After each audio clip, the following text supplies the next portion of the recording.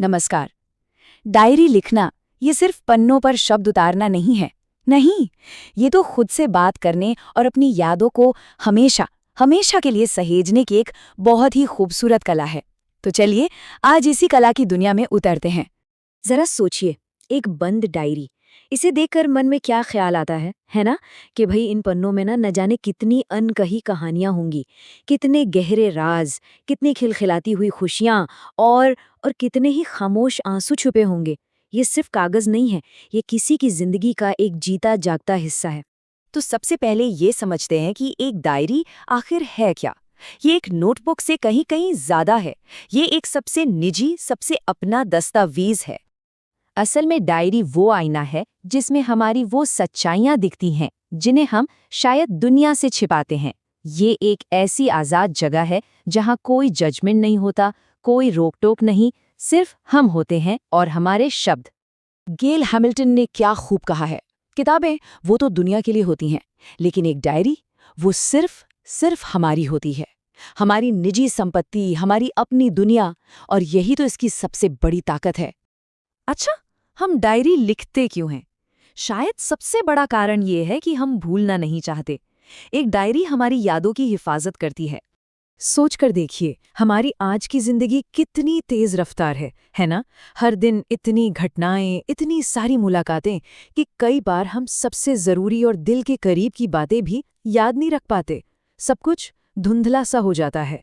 और बस यहीं पर डायरी एक जादू की तरह काम करती है। वो खास पल, वो अचानक से दिमाग में आया कोई अनोखा ख्याल, वो यादगार मुलाकातें, सब कुछ इन पन्नों में कैद हो जाता है। और फिर सालों बाद जब इन पन्नों को पलटा जाता है तो ऐसा लगता है जैसे उन लम्हों को दोबारा जी लिया हो। क्या एक डायरी इतिहास लिख सकती है? इसका जवाब है बिल्कुल।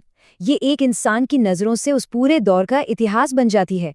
जरा कल्पना कीजिए, कोई इंसान सिर्फ अपने दिन के बारे में लिख रहा है, लेकिन अनजाने में वो अपने समाज, अपने राजनीति और अपने पूरे समय की एक जीती जागती तस्वीर खींच रहा है।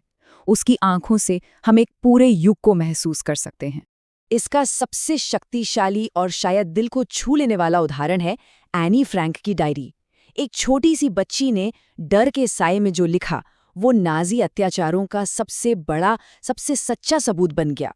उसकी एक निजी कहानी ने पूरी दुनिया को इतिहास का वो क्रूर सच दिखाया जिसे कभी भी भुलाया नहीं जा सकता। और ऐसा सिर्फ पश्चिम में नहीं हुआ, भारत में भी जब मोहन राकेश जैसे महान साहित्यकारों की डायरियां छपकर सामने आईं तो पढ़ने वालों को जैसे कोई खजाना मिल गया। उन पन्नों से हमें न सिर्फ उनकी सोच और रचनात्मकता समझ आई, बल्कि उस समय के साहित्यिक और सामाजिक ताने-बाने की एक बहुत ही दुर्लभ झलक भी मिली। तो अगर ये सब सुनकर लिखने का मन कर रहा है तो सवाल उठता है, कैसे? क्या इसके कोई नियम है? यकीन मानिए, ये बहुत बहुत आसान है। इसके नियम बहुत ही सीधे साधे हैं। कोई भी कैसे भी नोटबुक चलेगी। सबसे जरूरी बात बस एक है कि ये सिर्फ और सिर्फ अपने लिए है। बस ये मानकर लिखना है कि इसे कोई और कभी नहीं पढ़ेगा। बस फिर देखिए, सच्चाई और बेबाकी अपने आप आ जाएगी। और हाँ, व्याकरण की चिंता, लिखावट कैसी है, इन सब बातों को तो बिल्कुल भूल जाइए। जो दिल में है बस उसे उतरने दीजिए। अक्सर लोग सोचते हैं लिखें क्या? जवाब है कुछ भी।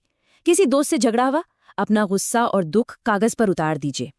परीक्षा में टॉप किया तो अपनी खुशी और मेहनत की कहानी लिखिए। जिंदगी का हर छोटा बड़ा अनुभव, हर एहसास लिखने लायक है।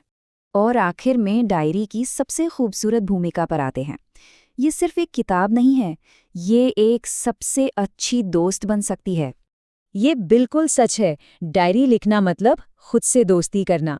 एक ऐसा दोस्त मिल जाता है जो हमेशा सुनता है, कभी जज नहीं करता और सारे राज महफूज रखता है। ये अपने आप से ही एक मुलाकात है, एक संवाद, जहां खुद से वो सवाल पूछे जा सकते हैं और वो जवाब दिए जा सकते हैं जो शायद दुनिया के सामने कभी न कहें। ये खुद को बेहतर समझने का एक जरिया है। तो फिर इंतजार किस बात का? कागज और कलम उठाइए या फिर अपना लैपटॉप ही खोल लीजिए। देखिए, अब सवाल ये नहीं बचा कि डायरी कैसे लिखें। असली सवाल तो ये है कि आज